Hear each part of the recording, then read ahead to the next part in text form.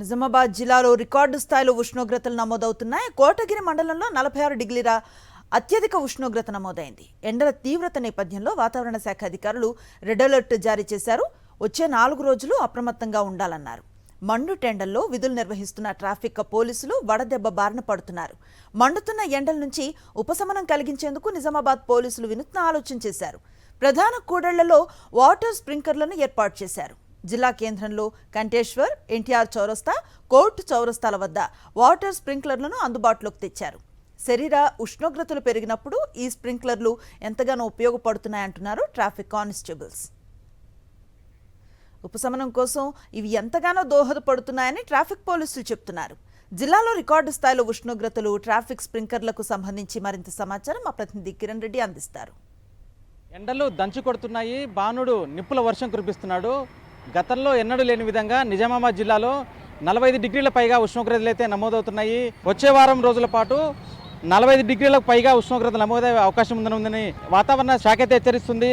గతంలో ఎన్నడూ లేని విధంగా ఈ ఏడాది తీవ్రంగా ఎండలు ఉండడంతో ప్రజలైతే ఇబ్బంది పడుతున్నారు. ఇటు ఉద్యోగులు కావచ్చు, వ్యాపారులు, వ్యవసాయదారులు బయటకు వెళ్ళాలంటే కూడా జంకుతున్న పరిస్థితి కనపడుతుంది. ఉదయం 9 నుండి రాత్రి 7 గంటల వరకు కూడా వేడి గాలులు, ఈ వేడి వడగాలతో తీవ్ర ఇబ్బందులు అయితే ఎదుర్కొంటున్నారు. నిజామాబాద్లోని ప్రధాన చౌరస్తా దగ్గర ఉన్నాము.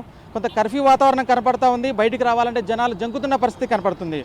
మరోవైపు పెరుగుతున్న ఉష్ణోగ్రతల కారణంగా వడదెబ్బ కేసులు పెరుగుతున్నాయి. హాస్పిటల్ క్యూ కడుతున్నారు జనాలు. ఇప్పటికే జిల్లాలో వడదెబ్బకు గురై 8 మంది ప్రాణాలు కోల్పోయిన పరిస్థితి ఉంది. తాజాగా నాగిరెడ్డిపేట మండలంలోని కూలి పని చేసుకుంటూ ఒక తాపీ మేస్త్రి సన్స్ట్రోక్తో మరణించాడు.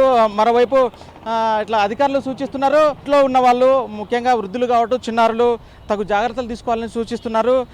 తప్పని పరిస్థితులు అయితే బయటికి రావాలి, లేదా వడదెబ్బ నుంచి తప్పించుకోవడానికి కొంత జ్యూస్ సెంటర్లు కానీ శీతల పానీయాలు ఆశ్రయిస్తున్న పరిస్థితి మనం చూస్తున్నాం. మరోవైపు నిత్యం ఎండలో ఉంటూ ట్రాఫిక్ పోలీసులు ఎండ తీవ్రమైన ఇబ్బందులు అయితే ఎదుర్కొంటున్నారు. ఈ అధిక ఉష్ణోగ్రతలు కావచ్చు, ఎండ తీవ్రత నుంచి పోలీసులకు కొంత ఉపశమనం కలిగించేలా ఈ పోలీస్ శాఖ అయితే వినూత్న కార్యక్రమం చేపడుతుంది. ప్రత్యేకంగా ఈ కూల్ మిషన్ ఫ్యాన్లు ఏర్పాటు చేశారు. ఎట్లుండండి ఎండలు ఎట్లున్నాయి గతంలో, ఇప్పుడు ఎండలు ఎట్లా ఉన్నాయి? ఇప్పుడు కూలింగ్ క్యాబిన్ ఏర్పాటు చేశారు, ఎట్లున్నాయి? ఈసారి ఎండలు అయితే చాలా తీవ్రంగా ఉన్నాయి. సుమారు 45 డిగ్రీల సెంటీగ్రేడ్ ఉష్ణోగ్రత నమోదవుతుంది. అయితే ఈ ఎండలో మేము డ్యూటీ చేయాలంటే ఎఫెక్టివ్గా డ్యూటీ చేయలేము. దానికి మా అధికారులు పరిష్కారంగా ఈ నిజామాబాద్లో 4 సెంటర్లలో ఈ కూలింగ్ క్యాబిన్స్ ఏర్పాటు చేయడం జరిగింది. దీనివల్ల మాకు గ్రౌండ్ లెవెల్లో చేసే సిబ్బందికి చాలా ఉపశమనం ఉన్నది. మేము యాక్టివ్గా చేయగలుగుతాం, డీహైడ్రేట్ కాకుండా మా ఆరోగ్యాన్ని కాపాడుతూ మంచిగా ఉద్యోగం చేసుకోగలుగుతున్నాం. అందువల్ల మేము మా అధికారులు సిపి సార్కి, మా ఏసీపీ సార్కి, మా సిఐ సార్కి ధన్యవాదాలు తెలియజేస్తున్నాం. ఎండలు ఎట్లున్నాయండి ప్రజెంట్? తీవ్రంగా ఉన్నాయండి.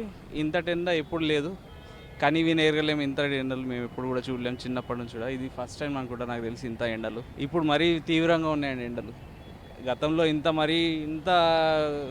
తీవ్రతనైతే ఎప్పుడు లేకుండే. ఇది ఫస్ట్ టైం మేము చూడడం. హ్యూమిడిటీ ఎక్కువ ఉంది, ఎండ కంటే ఇంకా ఎక్కువ హ్యూమిడిటీ ఎక్కువ ఉంది. ఎక్కడ కూడా లేవండి ప్రస్తుతానికైతే, ఎక్కడ లేవు. చలివేంద్రాలు లేవు, ఏమీ లేవు. అవే మినరల్ బాటిల్ కొనుక్కోవాలి, తాగాలి. రానున్న రోజుల్లో మరిన్ని ఉష్ణోగ్రత పెరిగే అవకాశం ఉందని బయటకు వచ్చింటే వారు ఖచ్చితంగా తగు జాగ్రత్తలు తీసుకోవాలి. మరోవైపు అత్యవసరమైన తప్ప ఎవరు బయటికి రావద్దని సూచిస్తున్నట్టు పరిస్థితి నెలకొంది. కెమెరామ్యాన్ సాయితో కిరణ్, సాక్షి టీవీ, నిజామాబాద్ నుండి.